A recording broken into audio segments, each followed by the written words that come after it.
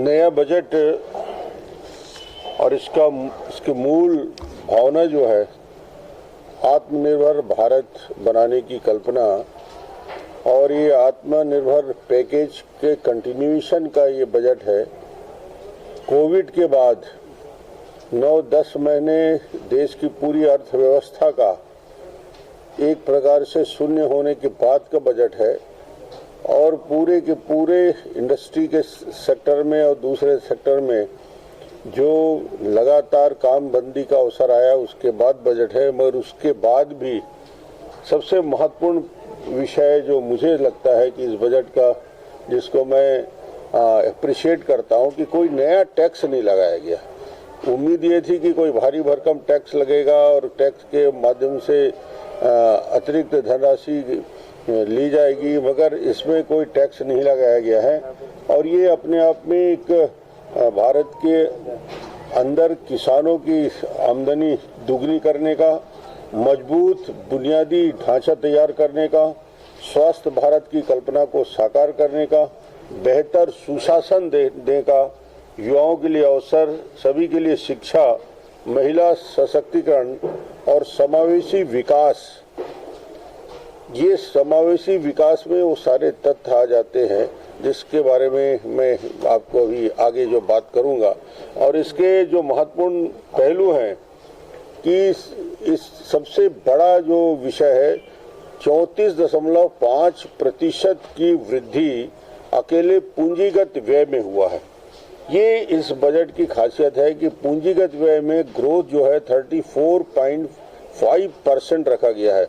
पूंजीगत व्यय में 1 रुपया भी लगाता है तो मल्टीप्लायर इफेक्ट इसको हम लोग कहते हैं, और ये 1 रुपया पूंजीगत व्यय में लगता है तो वो 4.25 गुना अर्थव्यवस्था में वापस आता है। तो पूंजीगत व्यय में किया गया इन्वेस्टमेंट हमेशा देश की आने वाले समय की अर्थव्यवस्था को, अधोसंरचना को मजबूत करने का होता है और ये एक रोजगार के नए अवसर प्रदान करने का होगा, अधोसंरचना के विकास होगा, विदेशी निवेश बढ़ेगा।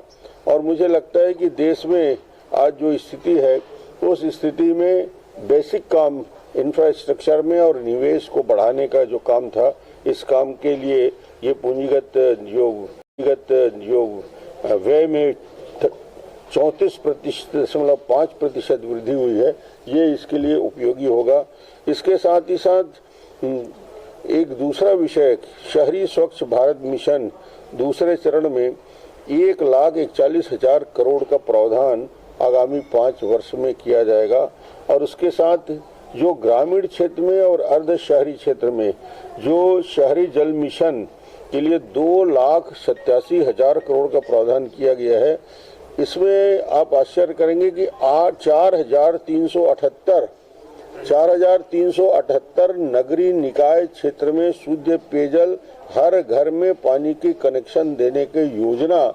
ये राज्य सरकार वाले पूछते ना हमारे लिए क्या हो रहा है, बजट में क्या प्रावधान रखा गया। अरे भाई, छत्तीसगढ़ के लिए आज 7,000 करोड़ यदि पानी शुद्ध पेयजल के लिए दिया जा रहा है, तो ये पेयजल की योजना गवर्नमेंट ऑफ इंडिया की स्कीम है और इसी स्कीम में 2,87,000 करोड़ रुपया का प्रावधान रखा गया है, जो नगरीय निकाय में, जो छत्तीसगढ़ में ऑनगोइंग प्रोजेक्ट चल रहा है, पूरे देश में चल रहा है।